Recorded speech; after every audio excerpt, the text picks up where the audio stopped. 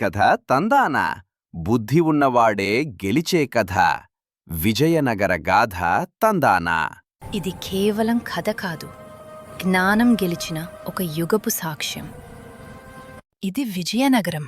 బంగారు గోపురాలు సూర్యకాంతిలో మెరుస్తూ రాజ్య గర్వాన్ని ఆకాశానికెత్తుతున్నాయి. గ్రామాల నుంచి నగరానికి ప్రతి అడుగు ఒక పండుగలా. ప్రజల ముఖాల్లో ఆశ, చేతుల్లో శ్రమ. ఇదే రాజ్యశక్తి. గంభీరంగా విజయనగర గేటు కేవలం రాతి తలుపు కాదు, అది రాజ్య గౌరవానికి రక్షణ కవచం. ఈ దారి చివర సింహాసనం ఉంది.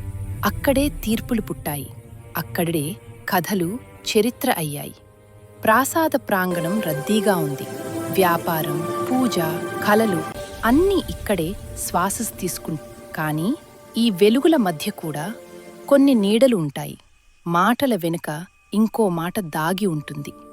ఉదయం మొదలగానే నగరం మేలుకుంది. మార్కెట్లలో గోల, వీధుల్లో సందడి. విజయనగర రాజసభలో నవ్వుల రాజు వచ్చేశాడు. సభాజనులారా, ఈరోజు మీ నవ్వులే నా బహుమతి. ఒక్క చేత్తో పండ్లు, ఇంకో చేత్తో చమత్కారం. ఇదే తెనాలి స్టైలు. ఇది అరటి కాదు, రాజుగారి ఆదేశం. ఇది యాపిల్ కాదు, మంత్రిగారి గర్వం. ఇప్పుడు రెండూ పడిపోకుండా చూస్తారా? తెనాలి కుమారుడు ఆశ్చర్యంగా చూస్తున్నాడు. నాన్న అంటే ఇంత తెలివా అని. నాన్నా, ఎలా చేస్తారు ఇలా? చూడు నాయనా, దృష్టి పండ్లమీద కాదు, దృష్టి లక్ష్యంపై ఉండాలి. సభంతా నవ్వుళ్ళు. తెనాలి మాటలకు, ఆటలకు ఒకటే పేరు, ఆనందం. అందరూ నిద్రలోకి జారిన వేళ రాజమహల్లో ఒక గది మాత్రం మెలకువగా ఉంది. అక్కడ అప్పాజీ మనసులో ఆలోచనలు కాదు, ఆసనంపైకి ఎక్కే కలలు మరిగిపోతున్నాయి. రాజు చేతిలోని నమ్మకమే నా చేతిలోని ఆయుధం. 5,000 బంగారం ఒక మాటతో బయటికి తీసేశాడు. ఇప్పుడు రాజు తప్పు పెద్దదిగా కనిపిస్తే చాలు. విజయనగర దర్బారులో ఆ రోజు ఒక్కసారిగా ధూళి మబ్బు లేచింది. భారీ ద్వారాల మధ్యగా ఒక అజ్ఞాత వ్యాపారి మెరిసే తెల్ల గుర్రంతో రాజసభలోకి ప్రవేశించాడు. అబ్బా, ఎంత అందమైన గుర్రంరా! ఎవరు నీవు? ఇలా దర్బారులోకి గుర్రంతో వచ్చిందేంటి? మహారాజా, నేను దూరదేశాల నుంచి వచ్చిన అశ్వవ్యాపారి. మీకు సరిపడే అద్భుత అశ్వాన్ని చూపించాలనే వచ్చాను. కాని అతని చిరునవ్వులో ఏదో రహస్యం దాగి ఉంది. కళ్లలో మెరుపు కాదు. వ్యాపారి గుర్రాన్ని ఆపి గౌరవంగా వంగి నమస్కరించాడు. దర్బారంతా, మహారాజా, ఇది అరుదైన జాతి అశ్వం. యుద్ధంలో వేగం, ప్రదర్శనలో గంభీరత్వం. ధర ఎంత చెబుతున్నావు? నిజమేనా నీ మాటలు? మీ మహిమ కోసం చిన్న ధర కాదు, కాని ఇది రాజులకు మాత్రమే సొంతమయ్యే అశ్వం. అతడు ఇంకొంచెం ముందుకు వచ్చి గుర్రాన్ని రాజు ముందు ఆపాడు. అంతలోనే దూరంగా ఒక జంట కన్నులు అతన్ని గమనించాయి. అజ్ఞాతులపై నమ్మకం. తెలివి లేకుంటే రాజ్యానికే నష్టం. అసంబద్ధం. అతని మాటలు నిజమే. నాణేలు తీసుకురండి. ఇది నా ఆజ్ఞ. నిశ్శబ్దంగా నా కోటి వేరుగా పెట్టండి. ఎవరికి తెలియకూడదు. మన ఇద్దరికీ లాభమే. రోజులు వారాలయ్యాయి. వాగ్దానాలే మిగిలాయి. గుర్రాలు మాత్రం కనిపించలేదు. దొంగ వ్యాపారి పొగల అదృశ్యమయ్యాడు. మూర్ఖులు బంగారం త్వరగా వదులుకుంటారు. తెలివి ఎప్పుడూ వెనకే వస్తుంది. గుసగుసలు మొదలయ్యాయి. మాటలే అగ్నిలా వ్యాపించాయి. ఒక మాట 100 మందికి చేరింది. విన్నావా? రాజుగారు మోసపోయారట. ఆ వ్యాపారి మాటల్లో ఏదో తేడా ఉందట. అవునా? నిజమా? అవునా? నిశ్శబ్దమైన రాత్రిలో తెనాలి ఒక జాబితా రాశాడు. ఆ జాబితా సింహాసనాన్నే కదిలించబోయింది. నాన్నా, ఆ వ్యాపారి నకిలీ. అతడు మోసం చేశాడు. బాగుంది నాయనా. మొదటి పేరు రాజుగారే.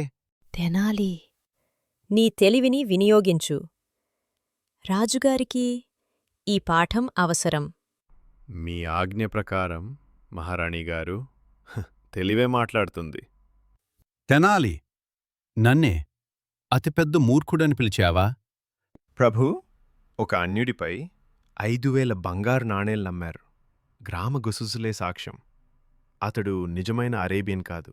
మాటలే అతని బలం, నిజం మాత్రం కాదు.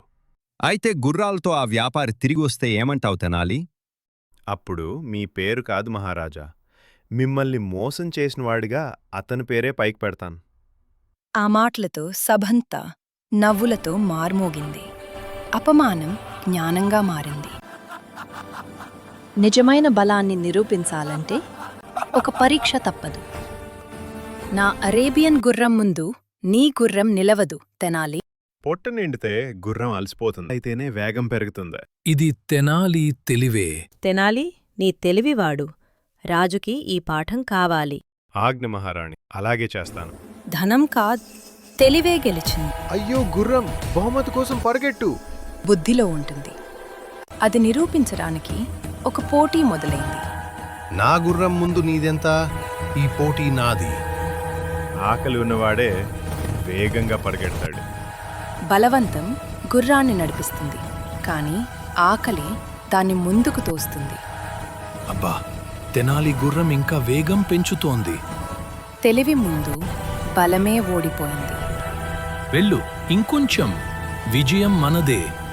విజయం తెలివైన వాడికే సొంతం. అద్భుతం తెనాలి, నీ తెలివి మళ్ళీ రాజ్యాన్ని గెలిపించింది. దయ, తెలివి, సహనం ఇవే నిజమైన శక్తి. నువ్వు నమ్మావు, అందుకే గెలిచాను. ఇది అసాధ్యం. బలంతో గెలవచ్చు, కాని తెలివితోనే చరిత్రలో నిలబడతారు. నమ్మకం బంగారంలా మెరిసింది, కాని దాన్ని లెక్క పెట్టేది మోసం. ఆహా, ఎంత సులువు. సత్యం అడిగేవారు లేరు. అవివేకం చూసి లోభం నవ్వింది. ఇదే అసలైన సంపద. హహ, ఎంత మూర్ఖులు. నిజం ఆలస్యం కావచ్చు, కాని తప్పించుకోదు. నీవిచ్చిన సూచనలే నాకు దారి చూపాయి నాయనా. నేను మీలా కావాలి నాన్నా. తెలివిగా, ధైర్యంగా. అతను మీరే చూసి నేర్చుకున్నాడు. తెలివి ఈరోజు నేను చాలా నేర్చుకున్నాను. నమ్మకమంటే అంధత్వం కాదు, తెలివితో కూడిన విశ్వాసం. ఒకే గొంతు కాదు, అనేక స్వరాలే సత్యాన్ని చూపిస్తాయి. బుద్ధి రాజ్యంలోనే కాదు, ప్రతి మనసులో ఉంటుంది. వినగలిగిన వాడే నిజంగా జ్ఞాని. అవును మహారాజా, సత్యం ఎప్పుడూ ఒంటరిగా నిలబడదు. వివేకం దానికి తోడుంటేనే వెలుగుతుంది. ఇక్కడ నిలిచింది శక్తి కాదు, నమ్మకం. విజయనగరపు హృదయం ఈరోజు ఉత్సవంగా మారింది. వాణిజ్యం, జనసందడి, ఆనందం అన్నీ ఒకే చోట కలిశాయి. ఈ రద్దీ మధ్య కూడా తెలివి నిశ్శబ్దంగా నడుస్తుంది. ప్రతి మహారాజ్యం రాయి, బంగారంతో మాత్రమే కాదు, తరం నుంచి తరానికి అందే జ్ఞానంతో నిలుస్తుంది. దారి తెలియని వేళ జ్ఞానం వెలుగులా ముందుకు నడిపిస్తుంది. దయమాత్రం ఆ ప్రయాణాన్ని అర్థవంతంగా మారుస్తుంది. జ్ఞానం మనసుకు చతురతతో నవ్వుతూ, వినయంతో నమస్కరిస్తూ, తెలివి అంటే గర్వం కాదు, వినయం అని చెప్పినవాడు తెనాలి రామన్. కథలుగా చెప్పిన జీవితానికి దారి చూపే బుద్ధి ఈ మాటల్లో దాగుంది. తెనాలి మాటలు. తెలివి దీపంలా వెలుగుతూ ఉండుగాక. ఇదే తెనాలి రామన్ కథ. జ్ఞానానికి ముగింపు కాదు, ఆరంభం. చూసినందుకు ధన్యవాదాలు. ఇంకెన్నో తెనాలి తెలివి హాస్య కథల కోసం లైక్ చేయండి, షేర్ చేయండి, సబ్స్క్రైబ్ చేయడం మర్చిపోవద్దు.